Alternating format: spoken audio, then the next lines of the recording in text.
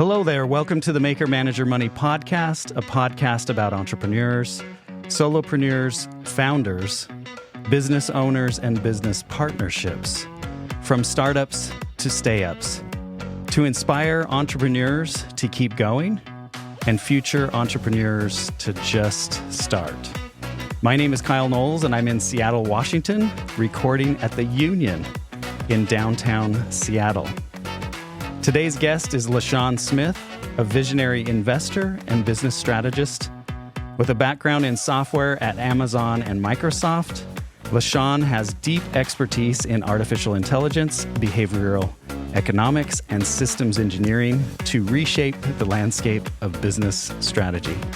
With over $450 million in capital deployed and several patents to his name, LaSean is a trailblazer in utilizing AI and machine learning to drive business success. His book, Values-Based Business Design, is an Amazon bestseller, reflecting his successful approach to high-growth product development.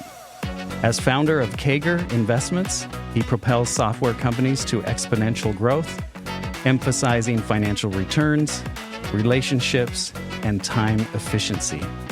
LaSean's philosophy, deeply rooted in Stoicism, focuses on reaction mastery and the vital roles of position, people, and process in achieving business success. Welcome to the podcast, LaSean. Kyle, great to be here. Let's keep it loose, have some fun. Let's do it. All right, where should we start? Where should we start? Well, I just finished your book, Values-Based Business Design. Cool. Appreciate that. I totally wish all my podcast guests had written books that I could read before doing their episode, since I feel like I know you so much more and better than I otherwise would have. So I guess my first question is, what are the words that describe your values?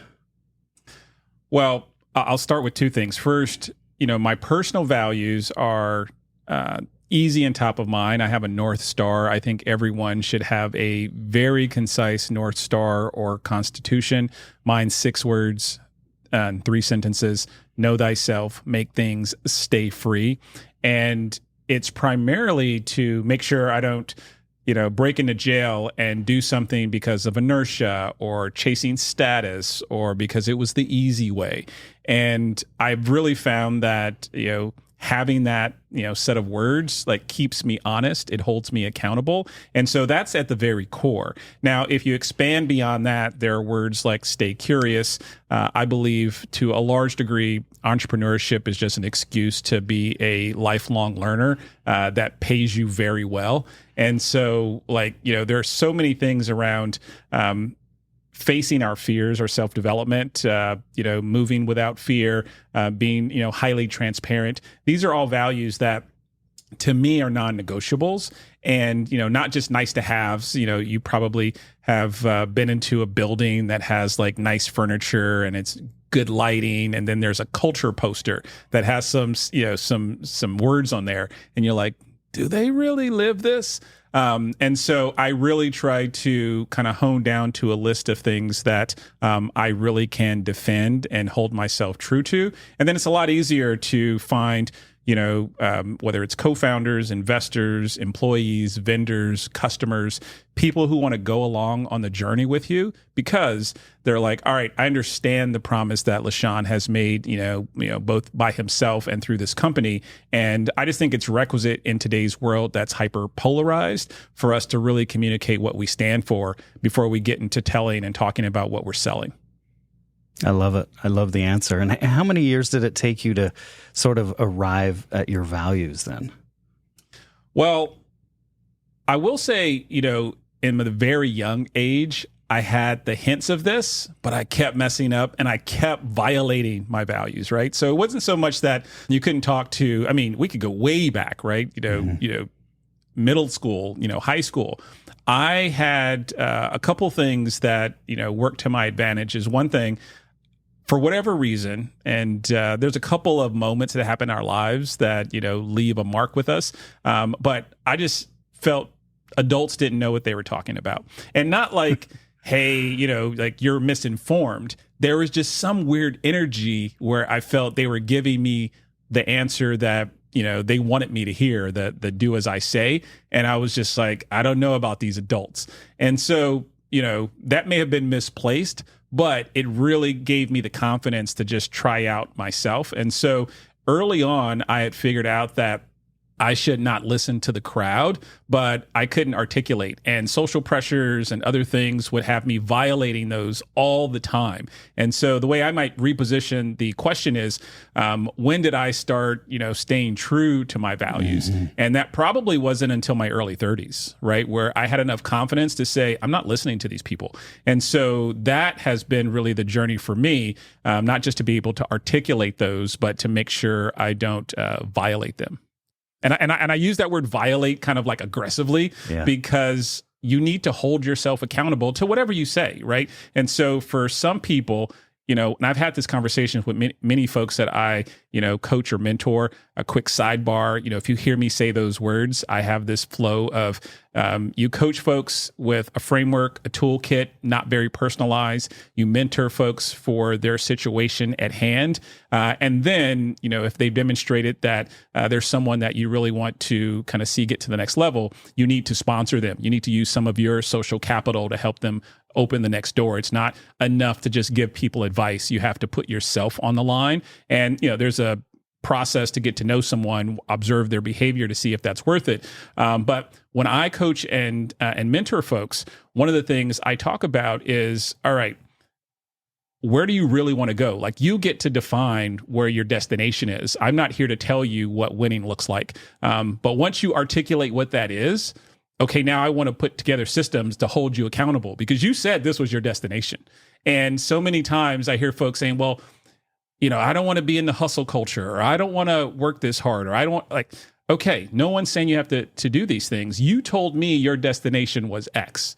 Is that really your destination? Or do we want to, go old school, change the directions in the Google Maps and go somewhere else? But if you're saying this is where you want to go, you want to get there predictably, you then have to ask yourself, how bad do you want that?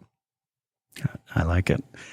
So it's interesting because in the book you use two different words. I'm trying to remember the two words you use, the sort of intention versus your willingness to actually do the thing. When you talk about destination, right? Right. You can say, I value something, but then your actions are showing that you maybe don't value that.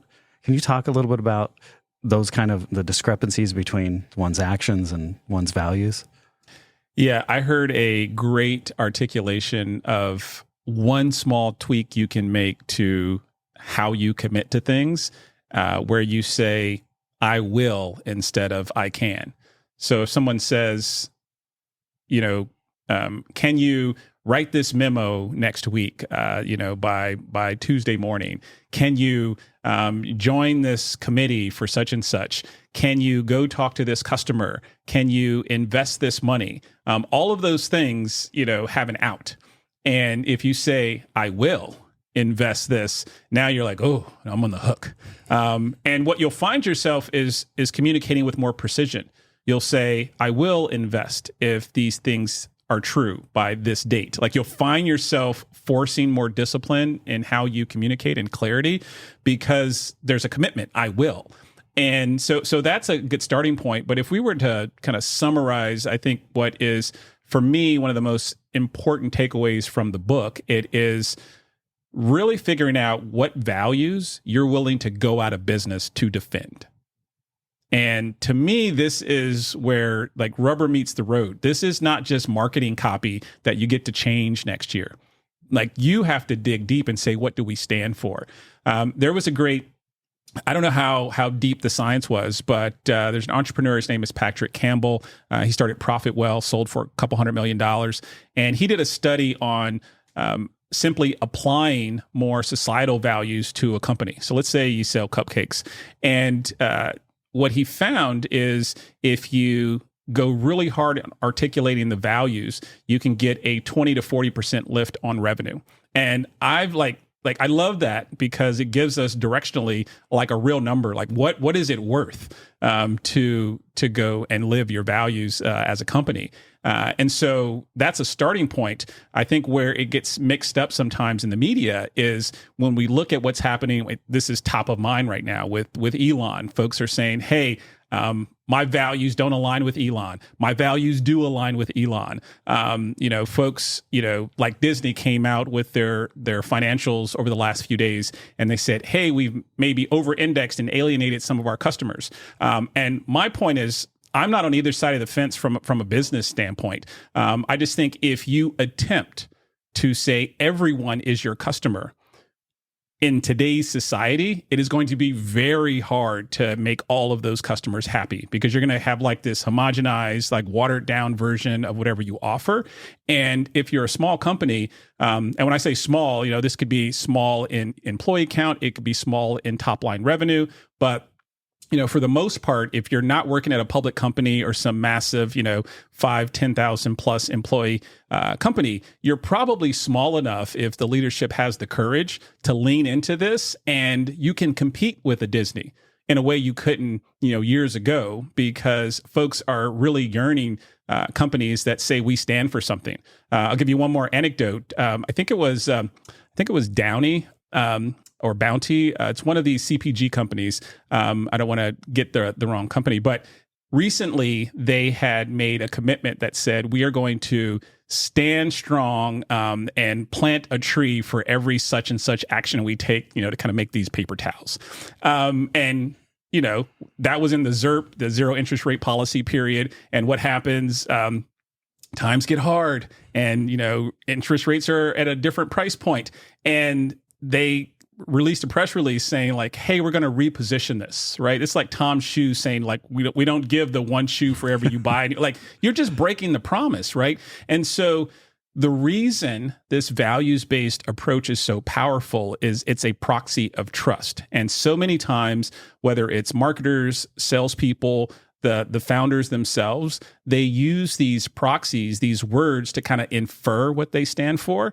And in a world where it's so hard to cut through the noise and get attention, sometimes you just need to say it. You need to be explicit. This is what we stand for. And if you don't break that promise, goodness, like you have so much runway, and you may never be able to take that company and then say, we are going to grow to serve everyone. But if you have the right type of investment and capitalization strategy, you never need that. And this is, we'll get to maybe how I think about how to fund and capitalize businesses. One of the reasons I think so many companies should never go the kind of traditional leveraged, PE route or the kind of VC-backed startup route is because you have an edict to get to a certain size in a certain time window.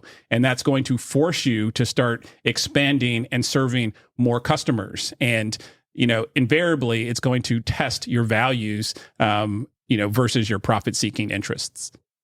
It's fascinating. And do you have any examples of companies that are doing this really well, standing by their values? Well, I mean, the obvious is on the political front. I mean, you can see, conservative coffee brands emerging that say like, this is what we stand for. And then on the flip side, you'll see folks who have much more liberal, policies.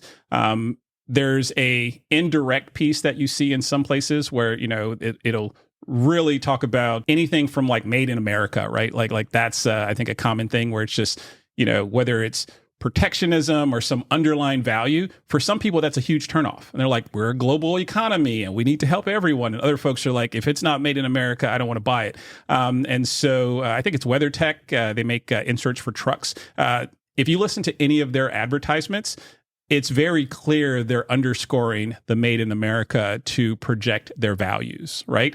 And for some people, again, what I love about it is it's polarizing, right? For a long time, if you looked at someone like, let's say, Ellen, the reason I find the rise in, I guess I call it fall, but at some point everybody has to exit stage in entertainment.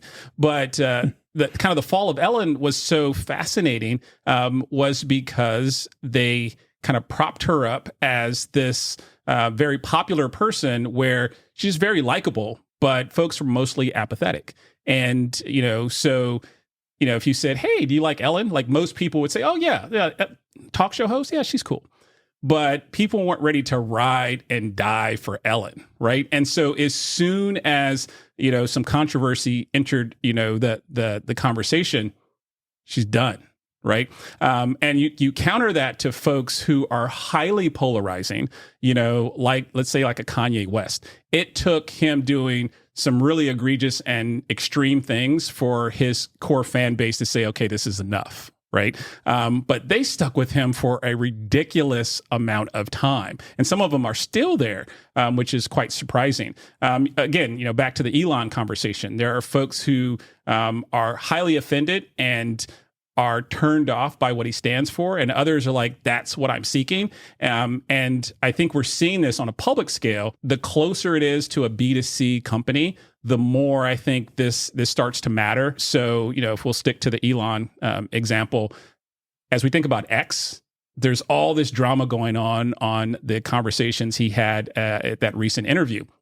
At the same time, they're a little more muted at Tesla. People are like, well, the Cybertruck is this dystopian thing, and, Tesla's lost their magic. These are the same reporters just kind of bleeding that over. But then you get into SpaceX, and it's a little quieter. You get into Starlink, and it's like you don't hear any of the conversations. And so I do believe there's a thread here that how can you use values to really drive is, I think, at least for now, going to be more amplified on the B2C side than you might see on B2B. Okay. So I want to talk a little bit about technology. You mentioned Tesla, but just for any companies out there, what do you mean in your book that pursuing technological innovation might not be the winning strategy for all companies? Yeah, I would say it's probably not the winning strategy for most companies. There's a guy, Matt Ridley, he wrote a book called The Rational Optimist. And I really like, businesses or books rather, that can stand the sense of time and you can apply them to your business over the years. Sidebar, quick hack. One of the things I love to do when I find a book that has been around for a long time, I go on eBay and I want to go find like first, second, third edition. So if someone says, hey, there was this great book on economics or human behavior and it was published in the 50s, I'm all about going and finding an old version and not the reprint. Two things. One, there's just some kind of history to it I find cool. And they're so cheap, right? Who wants these old books? But the other piece is sometimes they're formatted or structured differently, and you really get some magic by reading the old version. And so I'm always looking for those books that are standing the test of time, and then looking for modern, current books, the last 10, 15 years that I believe will stand the test of time. And this particular book is one of them. And the key takeaway is, if you are trying to go and start a business, you are going to succeed you're going to have the highest chance to succeed from your ideation, right? We can talk about people, process, and positioning, later on. But if you don't have, kind of that core nexus of an idea, you need to figure out your point of view. What's changed in the world that you believe is worth chasing that other folks don't see? And his point, which I really love, is like, what you want to do is be a contrarian that has an optimistic view that is also pragmatic, i.e. rational. So that's the rational optimist. And the reason I love the flow here is you're trying to find things where the rest of the world sees everything going in one direction and you see it going in the other direction, and it's optimistic. And so AI is one of these things. When I see the media coverage, I find it fascinating that people want to project, and it's not surprising, but it's fascinating. They want to project the idea that if IA comes, they're just going to make us work for them. That's the human condition coming from a place of scarcity. For thousands of years, we've lived in a world where we didn't have enough food, we didn't have enough energy. And so our brain thinks, oh, well, when AI, becomes, we hit the AGI level, it's just going to make us work for them. We're going to be their employees. And it's like, no, I believe that, even if we get close to AGI, what those tools, I'm not saying like, is it going to be sentient, but regardless of its capabilities, it's going to say, well, what is scarce? Energy is scarce. All right, let's go figure out, maybe cold fusion is just a few large language models away from like solving unlimited energy? What does that do to all the wars that we have to fight, right? We fight so many things around resources. And so I think so many things could be reshaped. Housing could become dramatically cheaper if we could take, all sorts of raw materials and produce them without any constraints on energy, right? And so I don't believe that, AI is going to lead us down to some other, kind of dystopian future. Now, I think the humans with more leverage with these tools are going to be who humans are. And so they might do bad stuff with these tools, and maybe we can come back to AI later in the convo. But if you have a point of view, and my point of view here with AI is that I believe it's going to be net positive, and the acceleration that we're seeing in potential job displacement, it's already happened in other industries, and regular working class folks are for the first time figuring out, oh my goodness, I'm going to have to reskill every 4 or 5 years. And that's the real societal kind of change that's going. And I look at that and say, okay, what are the companies we need to build for that? And so getting back to the book and that punchline, finding ways to not only, kind of see the world differently, but finding a way where you feel like this is a unique point of view, but I think the world is better as a result. And then while everyone is frozen in fear, you can take, massive action and go chase that. So then, all right, so what do we do at that point, as far as invention? The same author, he has a new book that talks about invention. And I think it's not surprising that he's written, a couple books in the same category. And he has this nice framework that says, first, you're going to look at the inventors, and the inventors almost never win. Then you're going to look at the innovators, and the innovators are the folks who go make it real, right? So if you look at someone like Apple, for instance, Apple's not really an inventor. There's not a ton you can look at. There's some material science and other things they've done that's pretty cool, but they haven't invented that much. And yes, they got plenty of patents and what have you, but like, orders of magnitudes, that's not the place of invention. That's the place for innovation. I worked at Microsoft for a while, and I would have buddies who say, like, Microsoft just stole this idea from so-and-so. And if you look at the history of Microsoft, there isn't a ton of original invention. And we want to tell ourselves these kind of societal flows that, oh, the inventor gets compensated. Almost never does the inventor get compensated. I mean, you can go way back to, Tesla and Thomas Edison, like it just does not work out that way. And so I believe that the inventors, if you're drawn to be an inventor, go for it. Know that your ability to capture economic value for your invention is going to be low, because over the course of time, ideas are worth zero. Execution is worth everything. Now, it doesn't mean we shouldn't celebrate these folks and, give them accolades and find other ways to support. But the idea is not really the magic. This is one of the reasons, people will say, hey, LaSean, I got this great idea. I need you to sign an NDA before I share it. Like, no. Like if your idea is so fragile that me hearing it puts it at risk, you're not getting any money from me. And so I take Matt's framework and I add a third pillar, and this kind of wraps it up back to your question, and add operational excellence. And so you can say, what business am I in? Am I going to be in the invention business? I'm going to do deep tech. I'm going to do something really complicated. It's going to take me 20 years of a moonshot to go figure this out. Am I going to be an innovator? And I'm going to bring the right messaging, the right production, the right, manufacturing efficiencies, all these things to go extract value? Or am I going to be just a really exceptional operator who knows how to find a market, communicate to that market, and deliver an innovative product to that customer? And if you look through those buckets, it's fascinating because it maps pretty well to the different type of businesses and capital sources. A lot of the inventors tend to be VC-backed type companies because they're chasing these moonshots. The biggest market cap companies in the world tend to be the innovators. People don't love to hear that, but it's like they have this labor and capital engine to go build things at scale, like the electronics in an Xbox or a PlayStation. Like, it's amazing because of all the innovation and cost controls and other things that happened.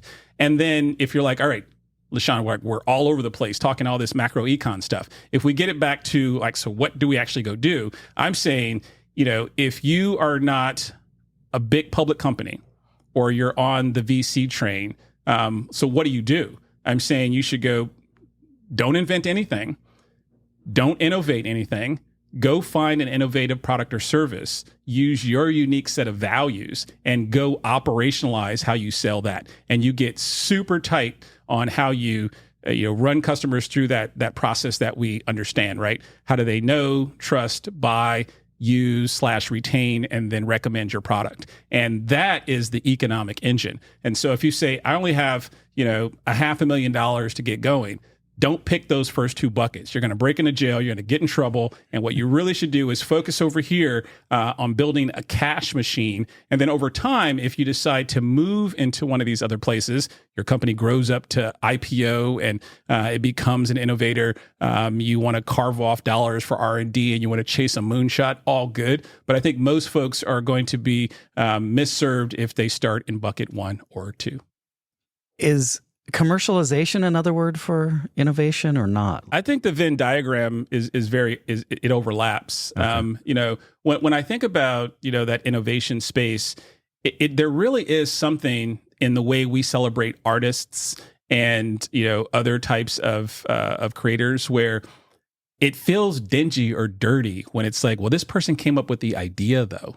And then these folks just figured out how to sell it better, or they figured out how to manufacture it for cheaper. And I don't have a great comeback to why the world is unfair like that. But when I talk to, kind of fine artists, folks who are actually in art and culture, I talk to people who are doing, creative endeavors in the context of capitalism. A lot of times they really struggle with the world's not, rewarding this idea. And I'm like, all right, if you want to go out and march, go for it. But if you want money wired into your bank account, you need to, embrace this truism and go figure out how you move further down the spectrum. Okay. I would like you to tell the story of getting into entrepreneurship when you were 9 years old. Yeah, so many things are about our environment, right? Like I said, I had some peculiar kind of behavioral things where it's like, I don't trust these adults. But generally, my success has come from the people around me having an amazing set of mentors and, great family structure. And so we were, most of my childhood coming from a place of kind of, deep financial insecurity. And it wasn't, to the extreme as others where maybe they're homeless or what have you. But there was no question that we weren't, the family on the block that was doing it. And through my life, a few things happened. So I won't go super deep on, all the chronologically, but I think it's important to hit a couple beats. I was in kind of the inner city, south side of Chicago. My dad was a musician, and he ended up getting sick. And he had to kind of figure out where we were going to move. At a certain point, he was in the military as a guitar player, and he had been stationed in different places. And there's actually a job for that. I didn't know that. They called it. It was the Navy show band had a subset where there was like a 5-6 piece, and his day job was to go practice and then go play on behalf of America. So pretty cool job. But anyway, he had to go figure out where he was going to live. And we moved from Chicago back to Arizona, which we had lived for a short stint. And that's where, he decided to kind of reboot and kind of get settled in. And through that process of being a military brat, one of the things you learn is you got to meet friends quickly. You got to figure out I don't know any of you all, but hello, my name's LaSean, or you just go hide in a corner. And I picked option A. But through that process, one of the things that was always in my brain was, oh, I met a new person, ask them a question. I met a new person, introduce myself. And we were living in student housing. My dad was in grad school. And we went to my mom was with a friend. We went to some type of wholesaling place, not quite a Costco or Sam's Club, but something similar to that. And I'm like, I want to go in. And they're like, why does this boy want to go in here? And because I'm just curious, right? So that curiosity led me to kind of tag along. And I felt like I was in some magical place because I start seeing all of these bulk purchase items. And, my arithmetic was okay. And I was like, how is it this price? This is half price. 35 cents on the dollar. My brain is like, is there something illegal going on? Like where have they taken? And I'm like, this is like 9, 10 years old. Like I'm very young at this point, but I felt like it was this magical place. And I said like, well, how do you get this? And she's like, well, you have a wholesale license and then you can come buy this and you go. And I was just like, what in the world? So short part of that segment of the story, I got $20 from, birthdays or whatever, and bought a box of candy through this relationship. And then I went to the playground and I just sold it.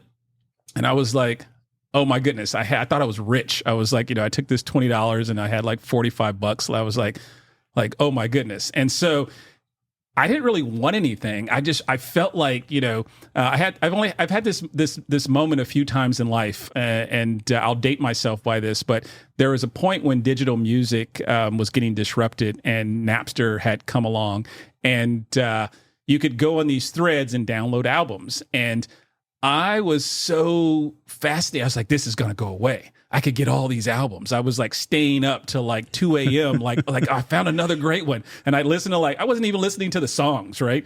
So I'm here pirating music, downloading, this music to a hard drive because I felt like this was so amazing.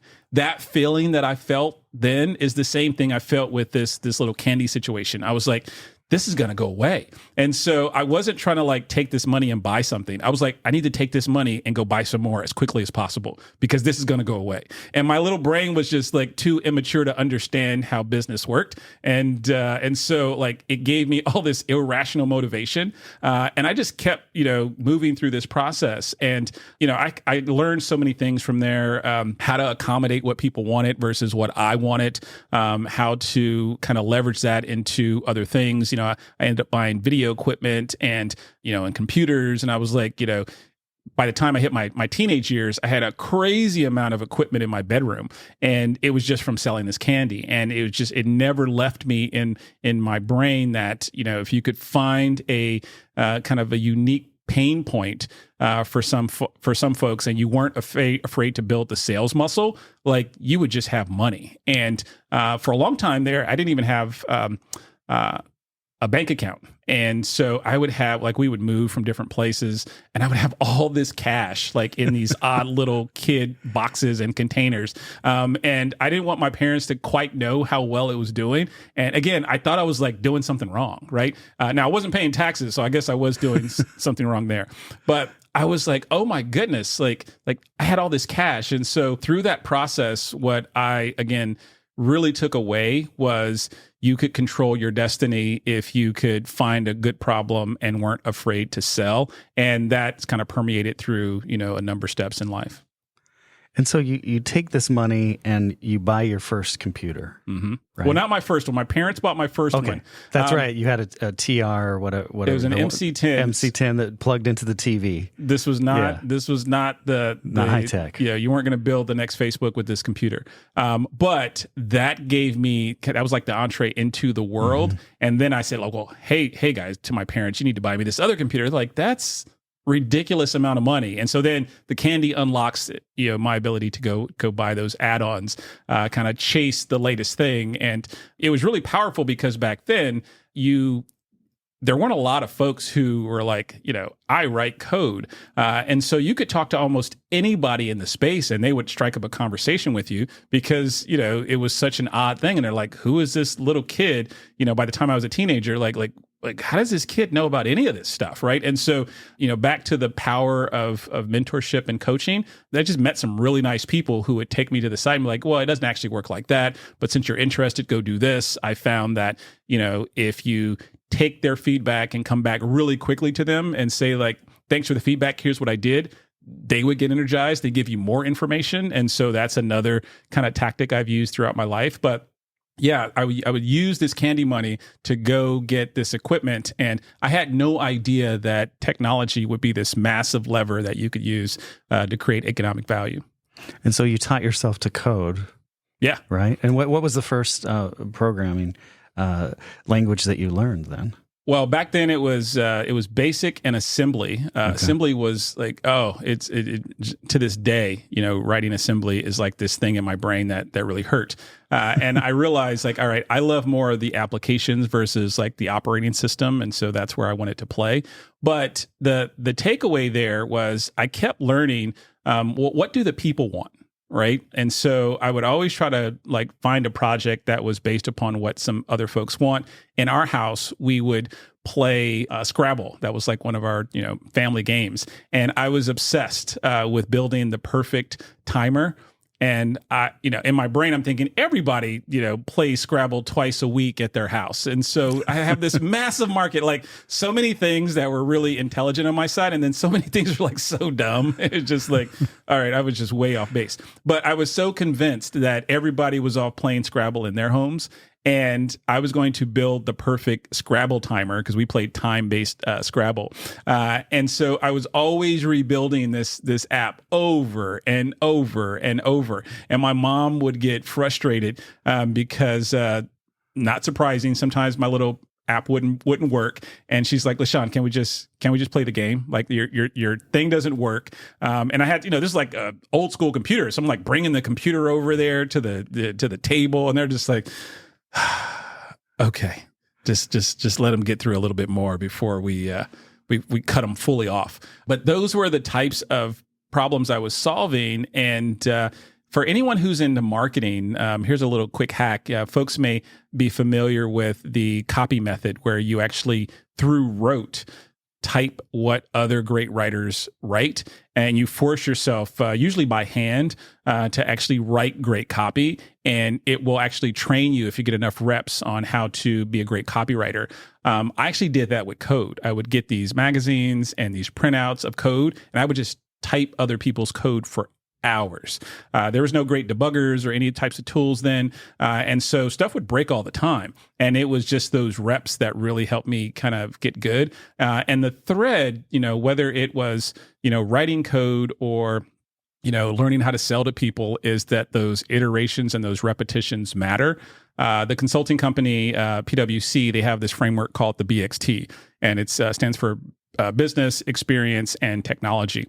And they're obviously selling consulting services, but their pitch is most businesses have a owner on one of those three. So if you're entertainment, you got someone marketing the business, you got someone doing the creative, you got someone, on the craft of the crew actually producing the movie. If you are making, Doritos, you have somebody has to go figure out, what's the flavor and all those things. Somebody has to go run the supply chain and manufacturing. Somebody has to go, do the next TikTok Super Bowl ad or what have you.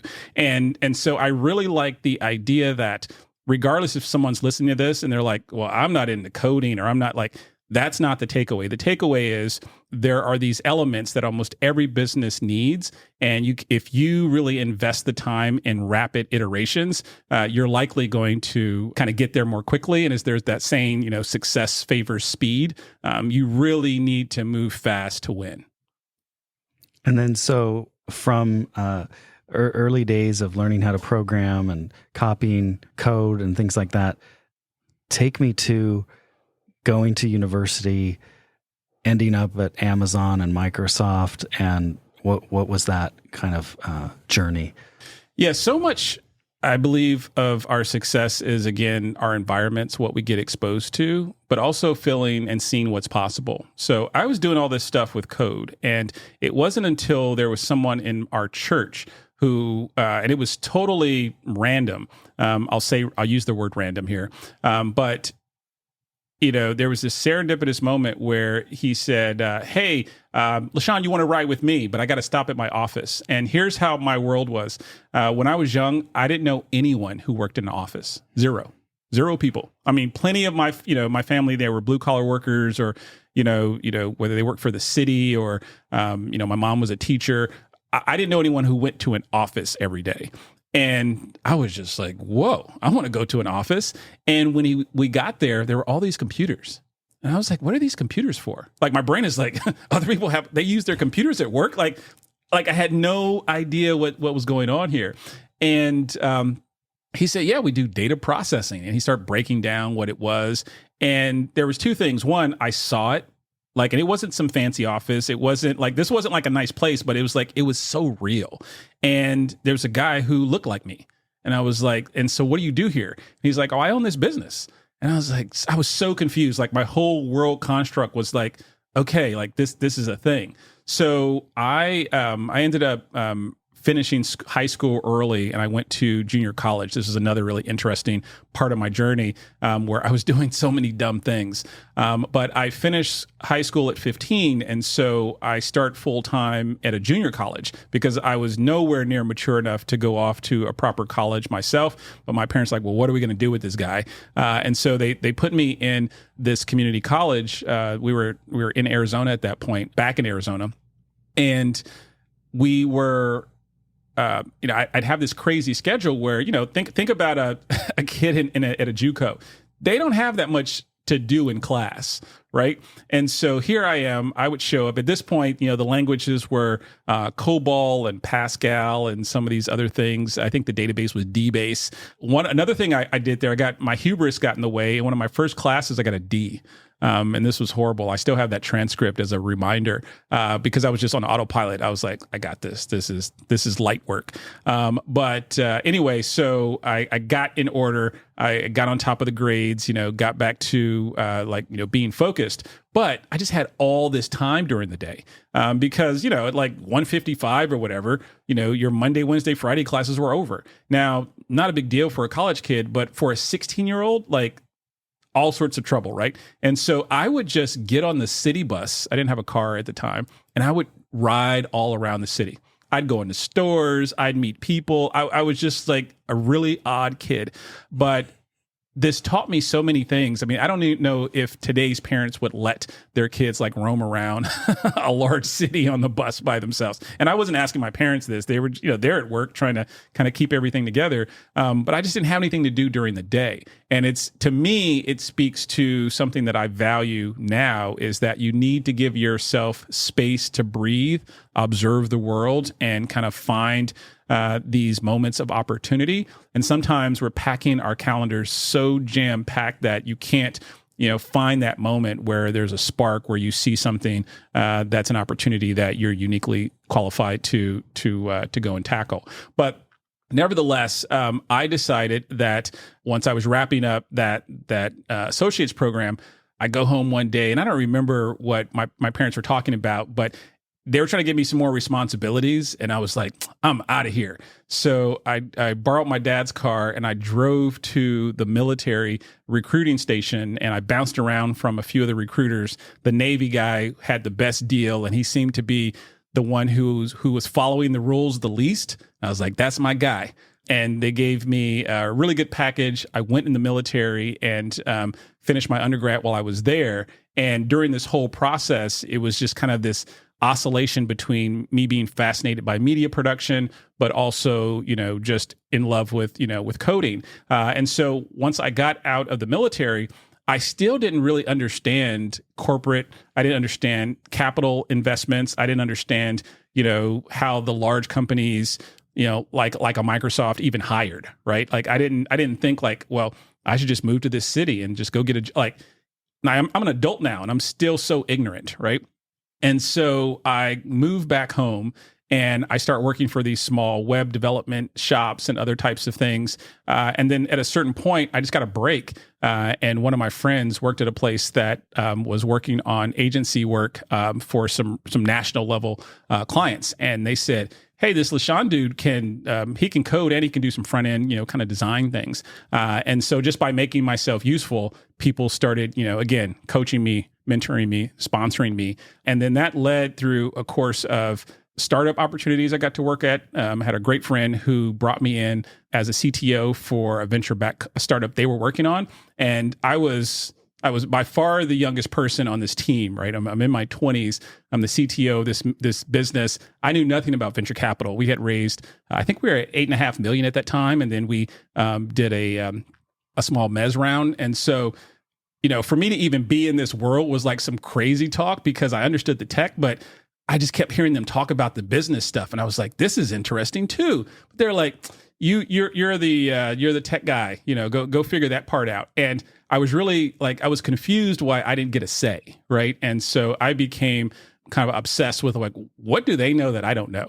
And the woman who ran the company, she had a JD MBA, so she had both a law degree and an MBA. And this was a cluster of folks who, they're pretty well educated. She had gone to HBS, Harvard's business school, and had worked at Goldman, and there was all these steps. And I was like, all right, so what is this path, right? Because I started researching net worth and how much these hedge fund manager people. I was like, this is crazy. I thought tech money was good. This money is bananas. And I just kind of looked around and said, look, these are smart people, but they're not smarter than me. I just, I don't know the language. I don't have the skills. I don't have the network. And all of that can be learned, right? And so I really believe in focus on what you can control. And so from there, I decided to go to business school. That led me to product management roles. And then I ended up spending over a decade as an executive at Amazon and Microsoft as a result.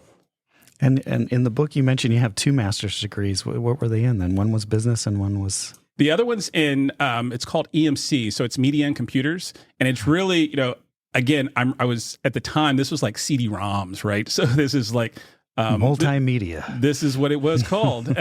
And we were using a program called Macromedia Authorware. And this is a company that Adobe bought years later. It had Flash and some other things in there. Anyone who's into the tech scene, they will remember the time where the khaki wearing Adobe people were in San Jose, and then all of the kind of purple and blue haired, folks were in San Francisco. So they were all Adobe after the acquisition, but there was this clear demarcation of kind of the environment. And I got to Seattle by an interesting point. I actually had an offer from Adobe to go move to San Francisco to work on this product called Flash. And so the old school folks will remember Flash. And then in the 11th hour, I got an opportunity to come to Microsoft. And I was like, which one of these do I believe is the more durable place? I think I'll have more fun in San Francisco. I think I had all these ideas in my brain, but I was like, I don't know.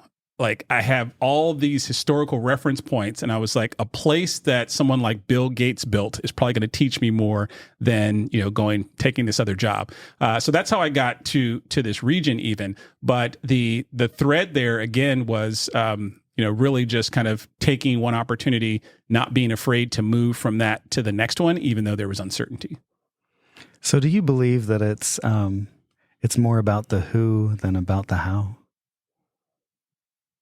It's funny you say that word.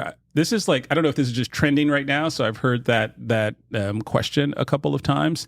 I think it's both who is the team, but also who is the customer. And I don't believe you can decouple those. I think you could have an individual or a team that is pointed at the wrong problem, for the wrong customer, and it's still not going to work.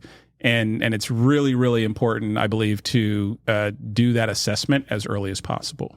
Yeah, I think I mean it more personally, I guess, because I heard the other day your net worth or your network is your net worth. Oh, yeah. And so it just reminds me of people saying, it's focus on the who, and it's who it's who you meet that creates these opportunities, not necessarily how you go about things. I mean, you have to be ready, obviously, to take advantage of those opportunities. But when I'm listening to your stories, it's like, okay, someone took you into this warehouse, right? Someone's took you into an office. Someone said, oh, what about this opportunity? And you ended up in these different places because of someone. I mean, obviously you were talented, you knew your stuff, but it usually was someone that helped you to get to these different places. Does that make sense? I love that point. I would maybe rephrase it. I like to do semicolon ands on a lot of ideas. I would actually maybe park the why in front of that. So 100% the who goes before the how. I would actually park the why in front of that, because that gets back to the thread of this conversation on values. Yeah. So why should that person care to use their time, their social capital to help a little kid out, right? And, I've continually found that people who are very successful, not marginally or, they're just they have their own imposter syndrome. Like, no, folks who generally have figured it out, those are the folks who almost will always help you if they feel you're doing it for the right reasons. Like I've rarely met someone, you hear in the our nomenclature, I have all these haters.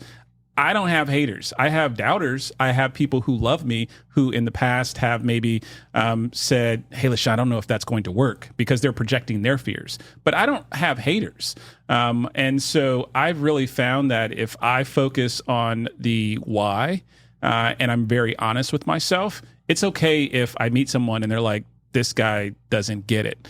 I used to be really offended by, my VC peer friends who really look down on lifestyle businesses. And, I just realized they're playing a different game, right? And it's okay. And it doesn't matter that, I choose to move very differently. I'm not a big believer that OPM, other people's money, is the best way to get to your first, kind of 7 figures of liquidity. I think there's so many other, more predictable ways. But if those folks are playing that game, then they're going to tell you that's the, like your path may be suboptimal. And so 100%, I think the people who you surround yourself with are really critical to all of this. And whether or not they decide to let you hang out with them, I think there's a why that you need to be able to communicate, even if you're still looking for the vocabulary. Okay. I like that. I like parking the why in front of that. And it does lead back to values. Let's focus in on, and then you start Kager. Yeah. What was the shift from, you're working for, some very stellar companies, right? Amazon, Microsoft. What was the shift and what was the turning point for you to go, I'm going to go out on my own and do this, going back to basically your roots of being an entrepreneur as a 9-year-old, right? And what happened in your mind to have that shift and go become an entrepreneur? Yeah, well, one thing I will not give many things I will not give myself credit for, but one thing I have to say out loud is I'm fairly risk averse, all things considered.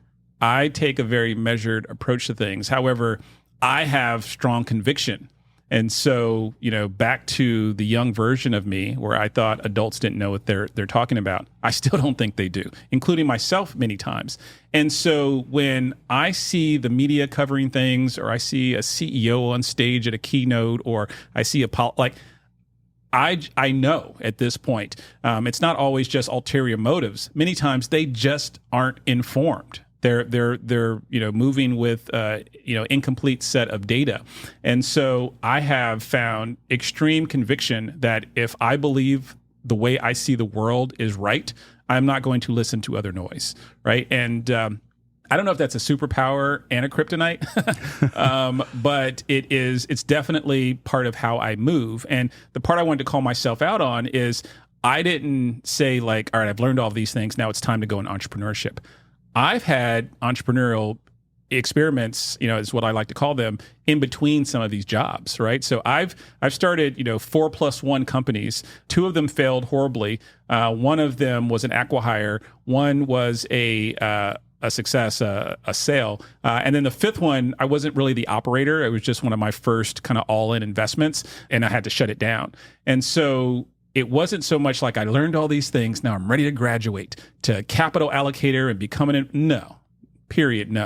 And so what happened was I first started to, one of the first businesses I started was, beyond all these little side businesses, like real businesses. I started an agency and I just kind of gave up because I got burnt out really quickly. Then I went back to a job. The next business was a music discovery service, and we were kind of too early, even though we had good talent and some other pieces, and we just couldn't crack the customer acquisition cost, kind of nut. Next was an SMS to big screen startup. So we were trying to do kind of stadium interaction where, a big sponsor could go and sponsor some game. And what did they get out of it? They would get all these SMS numbers so they could retarget them. That was actually not a bad business, but we ended up doing an acqui-hire, and someone bought that. Then I started and sold a mobile enterprise company, and that was the first time where it was like, oh crap, there's like some real money in my bank account. Right. And I did a bunch of stupid stuff. Now, I did have a great mentor who was like, LaSean, don't buy anything dumb for a year. Like, just let that money sit there. Don't worry about inflation. Don't worry about, I got to go hire a money manager. And like, he's like, don't worry about it. He's like, you're going to make more mistakes trying to move quickly. You need to go get educated, not just on who are the right support structure folks to put around you, but, how do you want to leverage this? Do you want to move into capital preservation? Do you want to use this to go, find your next win? Do you want to start giving back now, or do you want to give back later? Like, all sorts of questions that I was coming from such a place of ignorance on just how to use and like have this type of money, that like in my brain, it was like, oh my goodness, this could be very stressful just to even navigate, all of this. But I did do stupid things, and I just got lucky. I invested in multiple feature films. We were able to do pretty well with that. Knowing what I know now, I was like, oh my goodness, that like, no way should I have done any of those things. Another thing that I invested in is a couple spec homes. And it turned out that what I learned is I really don't like real estate as a job, right? So I think this is another know thyself type piece. You might hear a bunch of folks are like, oh, real estate is the way. It is a way. Mathematically, it is one of the best ways. And I know LaSean doesn't need to do it because it just does not interest me. It's too much admin and paperwork, and the sales part of it is like not differentiated enough. It's regulated. Like, there's so many things about it that I just don't like. But I don't look at it like you shouldn't do that. I look at it as, I know myself, I should stay away. And so I did all of these things. I started angel investing. I've probably done about I'm over somewhere in between middle 30s to maybe just below 40 angel checks that I've written. And so to write that many angel checks, you have to kiss a lot of frogs and, look at a lot of deals. And so through all of this, I was moving in and out of jobs. And I like to remind folks, it's not that the job you may have sucks, or the job that you have, doesn't have enough financial upside. So you have to start a business. Make sure you double check that your skills aren't applicable in some other industry, because maybe you just bet on the wrong industry. And I was just reading a LinkedIn post from a friend that he sent me, and was talking about, someone had this job making a couple $100,000, and they're like, I didn't chase the next promotion because I would only make $250,000 more, and it wasn't worth the 70, 90 hours. Instead, I learned real estate, and the whole narrative makes sense. The piece I call out is to remind folks, while there are many industries, likely most, where they're going to overwork you, not compensate you properly, there are other places where the tailwinds of that industry are just amazing, and you would be startled by how much an employee can make at certain places. And I got really lucky. So I ended up going back to Microsoft after I sold that company. And in corporate, they give you these things called RSUs, restricted stock units. And I came in somewhere around $35. And so anyone who knows the Microsoft stock price today is like, that was a crazy run, right? And so all of my bad business mistakes got like cleaned up by like one job, right? And so I don't look at it like I'm smart. Like, there's so much luck involved in this. But at a certain point, what I realized was I had accumulated all of these interesting experiences and skills that created options. And just like a financial option, if I don't exercise it at some point, it's worth zero. And I considered VC, I considered traditional private equity, and where I found in micro private equity was a way to play the game on my own rules, where I didn't have to follow other people's playbook, but I could still kind of do the type of work that would get me energized. And so what does Kager do? Yeah, so Kager invests and acquires and incubates companies, and it's an investment vehicle that I created to do what's called micro private equity in permanent capital. And really, what that means for folks who are like, "What's that? Is that an option I should consider?" It's investing in businesses where you have no predetermined timeline to return the money. And most, we'll put hedge funds to the side, but most VCs and private equity firms will use a lot of leverage. They'll use debt. Back in the 60s, there was this thing created called the LBO, the leverage buyout. It got really popular in the 80s. The big kind of historical deal was Revlon. Somebody basically, the way LBOs worked is, and they still work, is let's say you've built a company and it has the equivalent of a FICO score, right? It has a business score, and you can use that to go get loans, right? That's what S&P and some of these other companies actually were founded on. They were there to kind of rate the credit worthiness of a business. And so private equity general partners would come in and say, this company has a great credit score, and they would go raise a ton of debt, get a big loan. Then they would pay what was called golden parachute to all the executives. And then the executives would sign off on this deal that may or may not be in the best interest of the company. But they're like, crap, they're going to give us all these crazy exit packages. And then they load the company up with debt. They take a distribution from the company to pay themselves early up front. And then maybe not, the company does okay. And this is how private equity has been run for decades. It's also why sometimes it gets a bad rap. But there are folks who are great operators who do the right thing, and then there are other folks who they're definitely bad actors. And then there's massive companies that are so big it's kind of hard to unpack if every deed is evil or every deed is good. I'm talking the massive folks like KKR and Carlyle and Apollo and some of these folks, and they routinely do $3-4 billion investments. But the core with all of that is, where are they getting that money? Mostly institutional capital and retail money from like our 401ks, right? And so there might be a pension, a university endowment, like all these folks are giving them money to go buy companies and run them. And they typically have a time horizon, 3 years, 5 years, 7 years, where they have to go return that money. And there's an artifact called a PPM, a private placement memorandum. And that is the document when you're raising money for your fund that you have to say, here's the type of companies I want to invest in. Here's, how we're going to use that money. Here's when we plan to return it. And this has all sorts of security and trading rules attached to it. So if you say something in this PPM and then you're like, no, we're actually going to go, buy like solar plants and go arbitrage that, like the SEC is going to come knocking at your door and you're probably going to go to jail, right? And so your fiduciary duty on this whole thing is super, super important. And so I looked at that and I was like, all right, I like the idea of learning an industry, finding a problem for a specific customer, target audience, and then investing in that. But I don't want to have to deal with all of these rules. I don't want to have to go eat random, steak dinners in Omaha. Like, I want to do all this stuff that's required to make sure you keep your limited partners happy. And if you take their money, you have to do all the accounting and all this stuff for years. Many times a fund doesn't wind down for 10 or 12 years. So you can't just break up with this idea because you have a new thing that you want to chase. You got to commit there. And I know myself, right? Know thyself, make things stay free. And I was like, that ain't me. And so I said, how can I take the structural elements of private equity and go do something different? And what I found was what today is pretty popular and known as a holding company, where you have private, usually family offices, where they hold a collection of businesses. Sometimes they're related, sometimes they're not. And when I found this structure, I was like, this is it.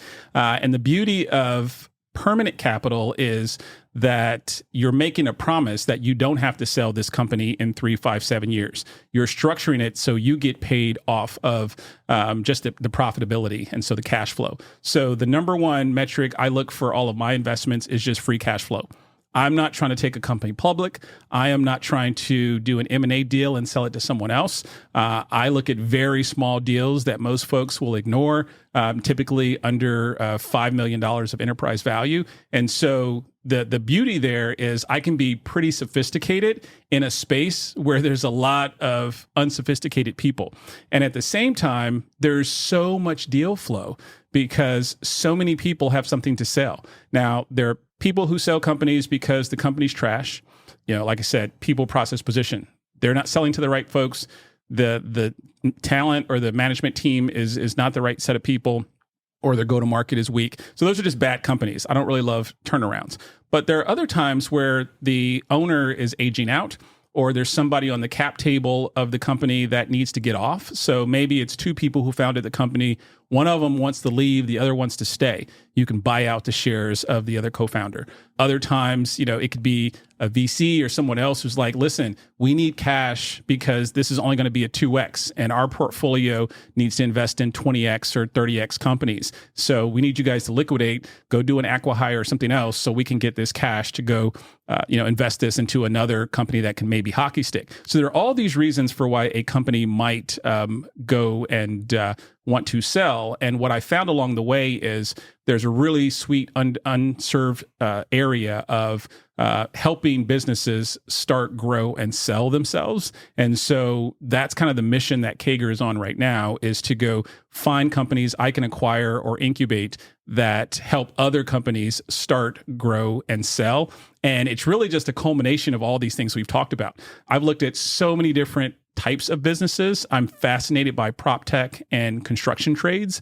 But when I have to put my money where my mouth is, I'm like, what LaSean, do you know really well? I know how to start a business. I know how to grow it. I know how to get it ready for selling. And when you look at the companies in that value chain, there's just a lot of, poor brands. You can't name who the winner is. People are, they're not very well run. And so there's just so much opportunity in that category. So it's just like a little niche, a little lane. And it's really exciting because I get to take all the pieces from this journey and apply that almost every week.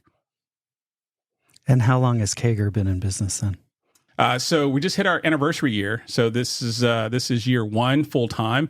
One of the things that I love to tell people is go try this stuff out on other people's dime. So I was still working in big tech while I was starting my investments. And so I've been, as I said, I started as an angel. And then I started looking at these more esoteric deals, did some real estate syndicate deals and these types of things. And so I've been investing for about a decade. And the other piece that we didn't talk about is at a certain point when I was in corporate, I was given a checkbook to actually invest on behalf of other companies. And through that lens, I've invested, hundreds of millions of dollars. And so you get forced to learn how to deploy and allocate capital when that level of pressure is on you, because you're writing checks for others. And so that was almost a proxy to other people's money, but it was just through an employment job. And so when I quit, somebody else takes that job and now they're the capital allocator. But those were the steps along the way to both give me, I think, enough reps and the clarity on how to focus. Also, the beauty of doing a low leverage model today, it's just myself, my capital, and 2 family offices for the capital that I deploy. It's not a complicated set of conversations on when to write a check. I can many times get to a term sheet in 2 days. And so I don't need to string people along, have all these kind of crazy conversations. Now, they may not like my number because they've romanticized that they're worth 4 times revenue. And I'm like, no, you're worth, 2.5 times EBITDA or cash flow. I'm pretty apathetic about it. I'm not here to save people, but at the same time, I want to be very honest. And if I'm not the deal for you, I don't want to waste your time. And so it's a really interesting world because there is so much opportunity. And even in this first anniversary that we're hitting, as I'm looking, I'm like, I need to focus even further. Like I described that niche and I'm like, I need to focus even further because there's so many things. You can almost get distracted, talking to so many folks, looking and taking so many calls, talking to so many business brokers. And at a certain point, you're just like, all right, the more we hone in on something unique from a thesis standpoint, the more I'm going to be able to find these kind of hidden gems where other folks may be ignoring. Congratulations on your 1-year anniversary then. And what does the future hold then for Kager? What does it look like? Well, I think the biggest thing is applying a lot of the things that, I talk about when I coach and mentor folks. It's like, how do we operationalize that? I keep coming back to this theme that, why does most businesses break down? People, process, and position. I don't have product in there. And a lot of times people are like, oh, if I just had more money, I could make my product better. That, if you think your product is like your favorite recipe, it's a sandwich, your sandwich probably doesn't taste good. And so, yes, you should go make a better sandwich. You're going to make a better sandwich by having a better process. You know what I'm saying? Like, you're not going to know how to improve this unless you're moving quickly.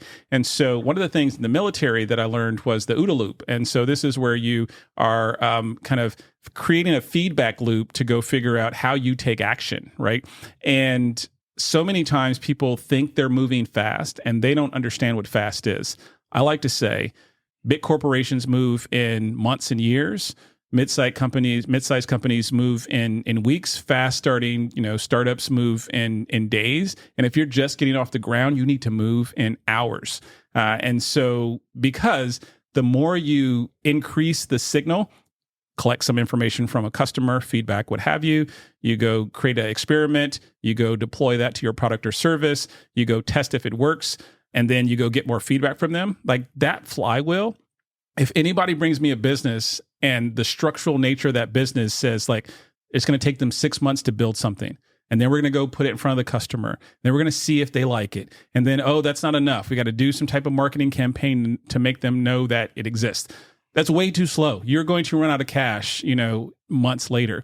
I want to see businesses that can run, in like days. Like we can run experiments in days, because then we can compound our way to success. And that's the nature of the name of the company. Compound annual growth rate is the name. That's what CAGR stands for. It's a term, that the finance nerds might connect to. But I look at it as like, we're not just compounding the cash, we're compounding the product.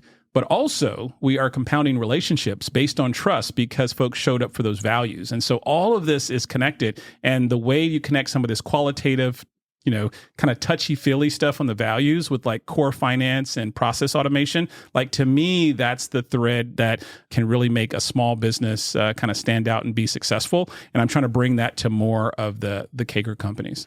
You use Slack as an example. Yeah. And the two things that they did, right? They listened to their customers and they basically iterated within 24 hours, right? There you go. How did you say that in the book? It was listen to your customers and add value within 24 hours. Yeah, exactly. So if you, don't have a team culture, or maybe you're a solopreneur, you're just getting started, you might want to think, oh, I'm going to go write this down later. I'm going to go and I'm going to think about this. And it's like, no, you need to take action, right? There's, great training. You'll hear folks who come from, the finance or investment banking world. They'll say like, if you can solve the problem in 5 minutes, like you don't take an action item, you do it right then, and you'll just find that you move so much faster when you move that way. But the reason I like and use that rule is that when you get signal, ask yourself, what can I do to go put this into action in the next 24 hours? Now, maybe there's business, day delays, and so your Friday is a Monday. But the takeaway is, don't say like, oh, well, let's discuss that on our next standing Wednesday meeting. Like I had to catch myself when I used to manage teams. As I started managing larger and larger teams, I would get into this trap that was like, okay, I need this business rhythm to be predictable. And so I need to like break this thing in chunks so my admin knows how to manage my schedule. But I was introducing all of this time suck. And I just kind of broke the rule and said, this is all on demand. When you all get this signal, go escalate to me if you can't make the decision on your own. And if you can't make the decision on your own, let's ask ourselves why the process is leading to that point of view. Because they should only come to me, as you've heard, probably politicians and CEOs say, the leader should only be getting proposed the impossible questions. Because everything else people should have sorted out already. And even those become lessons learned to model behavior, to say like, here's how you could go solve this in the future, because you need your organization to be a decision-making machine. And so when you force yourself to think the next day is when I have to take action, not the next week or next month, you'll just find yourself moving so much more quickly. All right. There was so much more to get to. We're running out of time. I do want to ask a couple more questions, then I've just got a lightning round of fun questions to get to know you a little bit better. But is AI, or the possibility of especially generative AI, I kind of feel like it's an opportunity for companies to get better, right? Because you can't really apply efficiencies that maybe AI will bring to you unless you have those processes those workflows, those kinds of, you can't optimize your business unless you've got those all documented. You can't just say, oh, we're going to apply AI, but what are you going to apply it to? So do you feel like this is a great opportunity for businesses to get better just in order to, apply AI? Get those the processes documented, get their stuff together. I feel like it's a great kind of reckoning because people that have that together can immediately apply AI to those workflows and automations. People that don't have their stuff together can't. No, bingo. And Kyle, you're hitting it on the head on documenting the process. I've seen multiple times at big companies where a large consulting company comes in, a Deloitte or an Accenture or somebody to help document process. And a lot of times it's not because the process is so complicated. It's because no one in the company has the courage to simplify. And they're like, well, if we actually move and automate this, what about Barbara's department, right? And all those people and, John's over there. He's a great guy. All these weird interpersonal things happen. And it's really hard, I think, for some people to really detach the humans from the process. But it's so important. And I don't think you need a special tool. There's all sorts of dedicated process documentation software. Just go open a Word doc or a Google Doc and get that thing kind of stubbed out. And I think for every step, a really key piece is making sure you understand what metric you're going to measure for each of those steps in the process, and then what your target is. What does good look like? And that alone is so powerful. I'm surprised there aren't more consulting companies who, they're basically a fractional process officer, because it's not so much about, oh, you need to be an AI expert. I believe you need to be an expert, process engineer. And then it's really easy to go canvas all of the available tools out there to then figure out, all right, can this particular tool solve this particular metric? Because now we know what good looks like because we have a target against that metric, instead of oh my goodness, new AI, what should I do? The Claude LLM, the OpenAI, I just had a dev day. Should I pay attention or not? It's very easy to go parse these things. I will say a few things that I think are going to shift for anyone who's specifically either a vendor or buyer of certain types of software, or folks and startups who are in this space. I believe this is a bet I'm making, that autopilots are going to be much bigger than copilots. And so if you look at what's happening with folks like Microsoft, we'll use them as an example, but almost every company is following the same model. They're saying, listen, we already have a existing product. We're just going to add a copilot to this. And the reason they're incentivized to do that is because that's just really simple expansionary revenue, right? The math on that just makes sense. But I think that's leading to the second piece that I think is going to really be reshaped is, I believe, per user pricing is going to be really under duress very quickly here. And so the idea that your SaaS package at $29, $49, $99, all the way down sometimes to, $10 a month per user. And you're like, yes, but we sell to these massive enterprise companies and, we're going to get 10% of their 10,000 employee base. And so, they do all this napkin math that we know on SaaS. And I think that's going to be disrupted because more and more of the process is going to be what is the focus of the solution. And as those are autopilots, where there's no human involved in the middle, maybe in bookends of the process, you can't justify charging each human because there won't be many humans in the process. So anybody who's either a buyer of this type of product or is thinking about starting or investing in this type of product, I think those are two things. And the third, which I believe is related, a lot of SaaS today, and I'm using SaaS because it's a place I spend a lot of time, but it has knock-on effects that people can extrapolate to other industries. It's a really simple product. It's just what folks call forms over data. And forms over data means that you get a web form, you type in some information, and some workflow kicks off. And most of SaaS is that. Very few is oh no, we do this live video streaming and we transcode on the fly. No, stop it. Most of these things are just simple web forms, kick off a workflow. Maybe there's data connectors to other systems, and that's mostly what it is. And I believe those types of that category is going to collapse. And, the Salesforce and the other large players are going to be just fine because they're going to figure out how to move into this next wave. But anyone who's starting a new company and you're oh, my company looks like the old SaaS companies, but we integrate some Chat GPT or something. Like, no, that is not the winning strategy. I will invest in zero of those companies because I think in the next 36, 48 months, you're going to look at that and it's going to just be reshaped. And we've seen this time and time again. There were high-flying billion-dollar valuation companies that did XML integration, SOAP integration. Like these were, vernacular and acronyms that people use. And they're like, this is the future. And then little tiny things like JSON came and are like, oh, we don't need, pre-structured data. Just throw your data in this little format. These are technical pieces, but I'm saying this is going to happen all over. So thinking from first principles, not saying like, well, we've always done this in the nonprofit industry. We've always done this in my manufacturing business. We've always done this in my professional service. Don't assume that the old way is what is just going to be supplemented. I think some of these things are going to be totally rethought. And unless there is a regulatory angle to it, where maybe law can hang on a little longer, maybe healthcare can hang on a little bit longer, but outside of those, some of these other kind of products are going to be restructured very quickly. But that's an opportunity for folks who are starting from scratch. But don't get caught up on thinking like, all I need to do is sprinkle a little AI on top, and now I'm going to 2x my valuation. Right.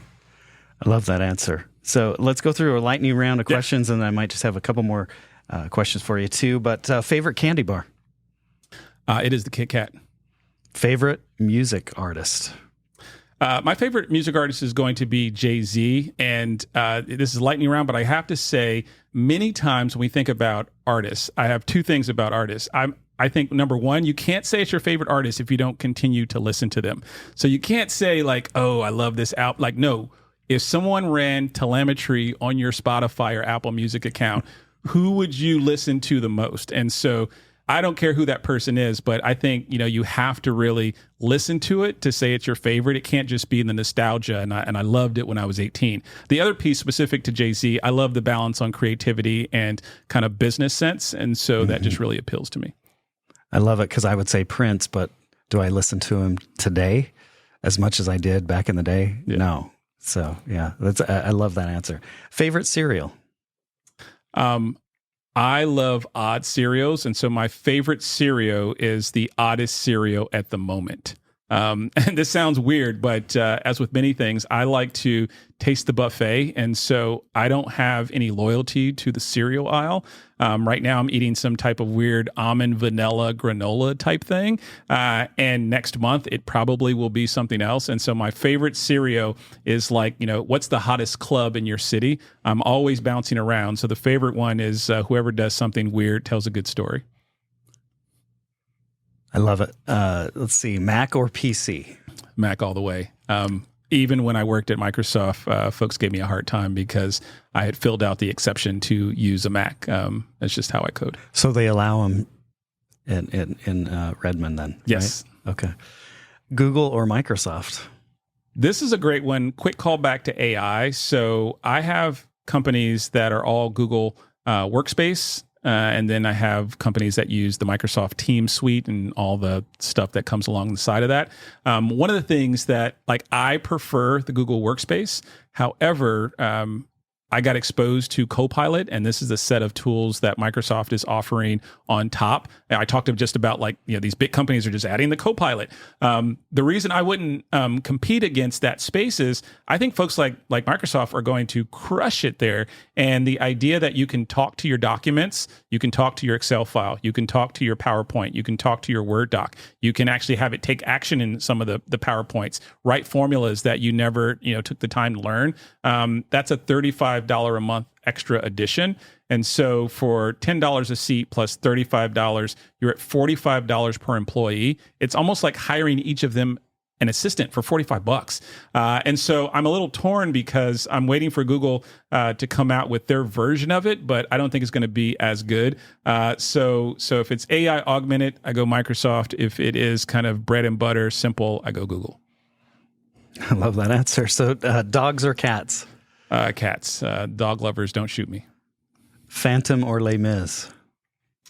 Les Mis. I don't like musicals, and I own that Blu-ray, and I don't know what it is. I just, there's just something about that story that connects. Maybe it is the, this narrative, right? Of like, you can make it in all sorts of environments. And that's a thread that resonates with me.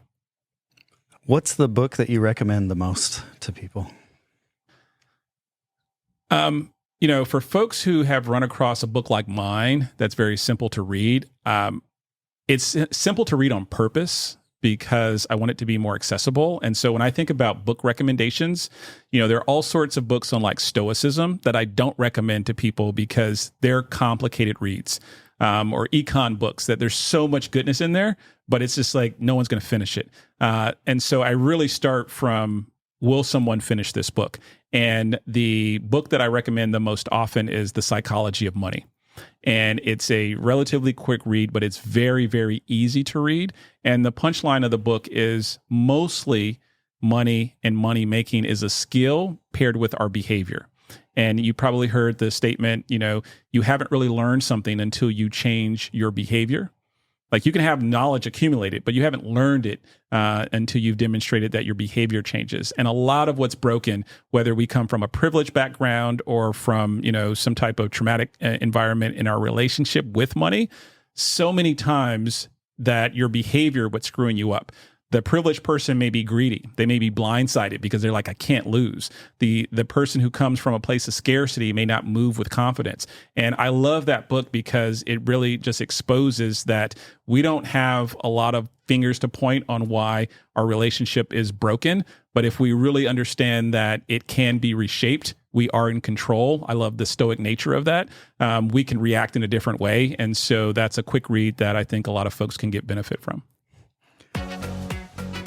All right, LaSean, so thank you for being here. I could talk to you for hours. It's very fascinating, the stuff we're talking about. We didn't go down the rabbit hole on some of the things I wanted to get to. But you say in your book, and I'm quoting here, people are willing to pay not just for the right to say they own something, but also for the right to have an experience that creates new relationships and memories. And I can't tell you how much that resonates with me. This has been so awesome. I feel so grateful and privileged really to be here and to have the chance to meet you face to face here in Seattle and learn from you. I wish you massive success in the coming years with Kager Investments and continued success in all of your personal and professional endeavors.